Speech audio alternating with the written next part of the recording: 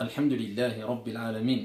Donc nous débutons avec notre série intitulée questions-réponses. Donc la première question que nous allons traiter de façon brève au billahi tawfiq, c'est une question qui revient assez souvent concernant Salatul Musafir, donc la prière du voyageur. Quand et comment accomplir la prière du voyageur. La première des choses à savoir, c'est son hukm, son statut.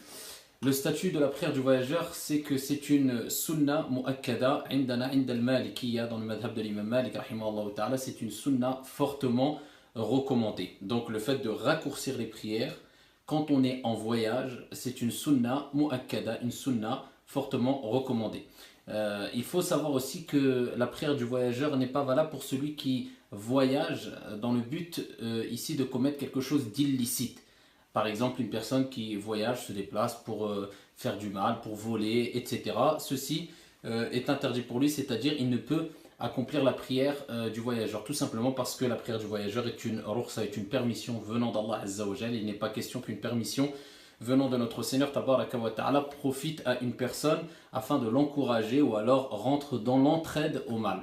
Donc la première des choses aussi à savoir et qui est importante, c'est que la prière du voyageur n'est valable que pour celui qui accomplit un voyage, donc dit permis ou licite.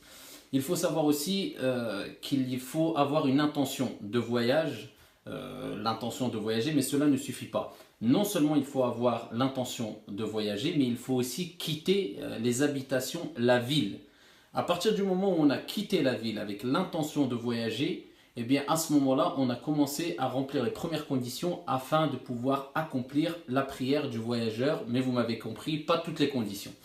Pour pouvoir accomplir la prière du voyageur, il faut donc avoir l'intention de voyager, quitter la ville, mais aussi respecter une distance. Cette distance, elle a été établie par les savants qui ont déduit cette distance de beaucoup de textes, et entre autres les textes qu'a rapporté l'imam al-Bukhari rahimahullah ta'ala dans son sahih concernant l'effet de Abdullah ibn Omar et Abdullah ibn Abbas radiyallahu anhum.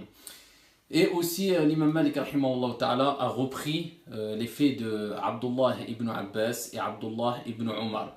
Et ils ont considéré qu'ils ne raccourcissaient la prière ou alors ils ne rompaient le jeûne lorsqu'ils étaient considérés voyageurs que lorsqu'ils dépassaient la distance de 4 burud. Donc les savants ont divergé concernant cette unité, à quoi elle correspond exactement en kilomètres. Et al-mashhur dans le madhab de l'imam Malik rahimahullah ta'ala, c'est 81 kilomètres.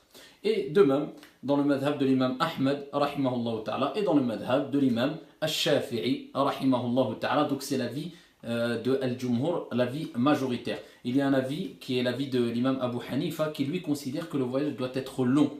Un voyage qui correspond à une distance de 3 jours. D'accord? Donc, Ind al-Jumhur, c'est 81 km. Donc, on quitte les habitations, la ville, avec l'intention de voyager. Et si en plus de cela, on a dépassé les 81 km, donc à ce moment-là, il n'y a aucun doute qu'on peut accomplir la prière du voyageur. Concernant la période, donc la période quand on est arrivé à destination, pendant combien de temps on peut réduire la prière? Donc, si on prend l'avis de l'imam Malik rahimahullah ta'ala, il faut respecter une période de 4 jours complète maximum.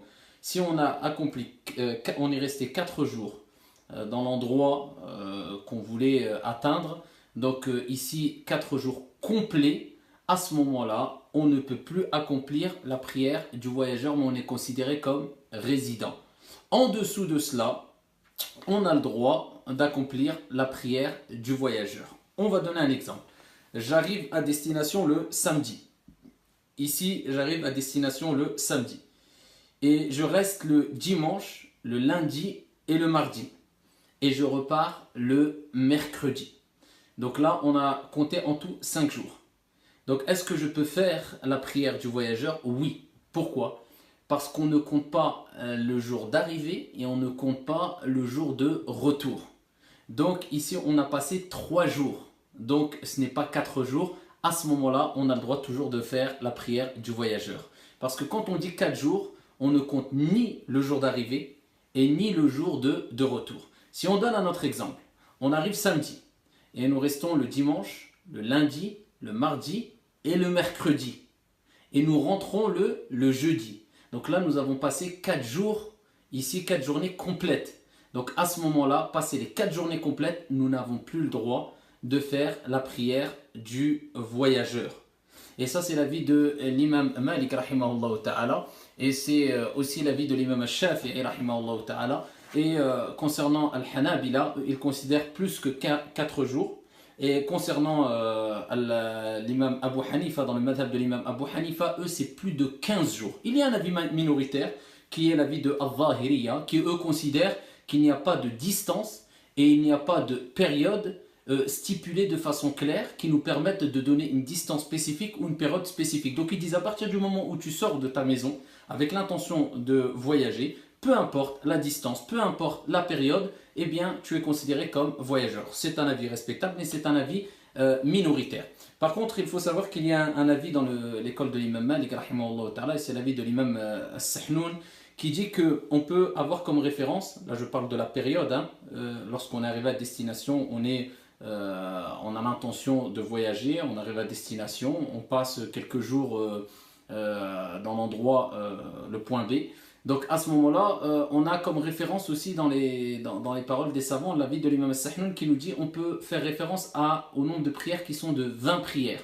Il dit de compter le nombre de prières, si on a dépassé les 20 prières, à ce moment-là, nous ne sommes plus considérés comme voyageurs. En dessous de 20 prières, eh bien, nous sommes considérés comme voyageurs. Ça, c'est un avis très connu dans le madhab de l'imam Malik, rahimahullah ta'ala. Donc, on comprend que si on passe moins de 4 jours, donc 4 journées complètes, on est considéré comme voyageur. Plus de 4 journées complètes, on n'est plus considéré comme étant voyageur. Ou bien en référence, comme je vous ai dit précédemment, 20 prières. Et quand on parle de 4 jours, on ne compte ni la journée d'arrivée et ni la journée de retour. Par contre, il faut savoir que si la personne arrive à destination, donc il voyage, il va dans un endroit, il a l'intention de revenir à une date bien spécifique. Il sait quel jour, à quel moment il va rentrer, il a prévu de rentrer, donc il applique ce que je vous ai dit précédemment. Mais si la personne arrive dans un endroit, il ne se considère pas comme muqim, c'est-à-dire comme résident, il ne sait pas quand il va rentrer chez lui, il va retourner.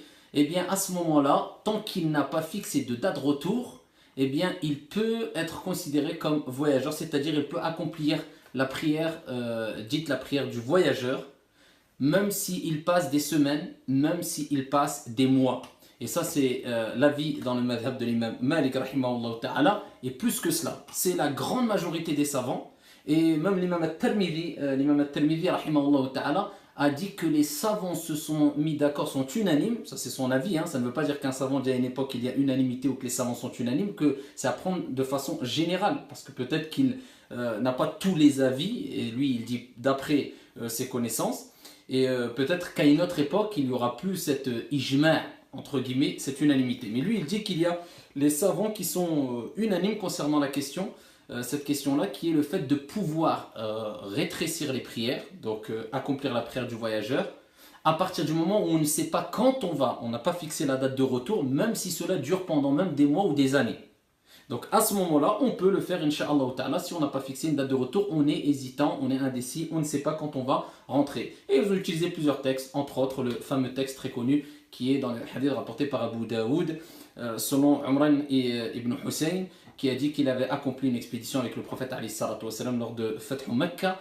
Et ici, il était resté avec le prophète ﷺ. Il a vu le prophète ﷺ accomplir la prière du voyageur pendant une période de 18 jours.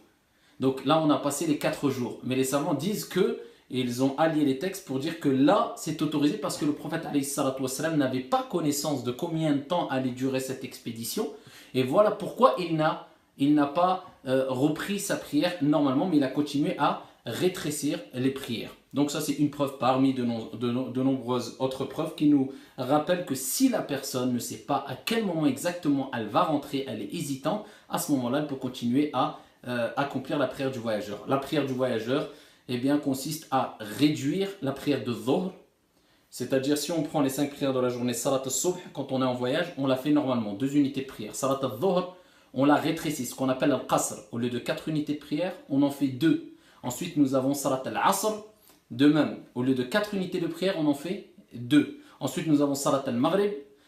3 unités de prière, reste 3 unités de prière. Et ensuite, nous avons Salat al-Isha. Au lieu de 4 unités de prière, on en fait 2 unités on fait 2 unités de prière. Ça c'est al-qasr et c'est une sunna mu'akkada, fortement recommandée. Et il est permis aussi de faire al-jam', de réunir la prière de dhuhr avec al-asr à l'heure de dhuhr ou bien à l'heure de al-asr.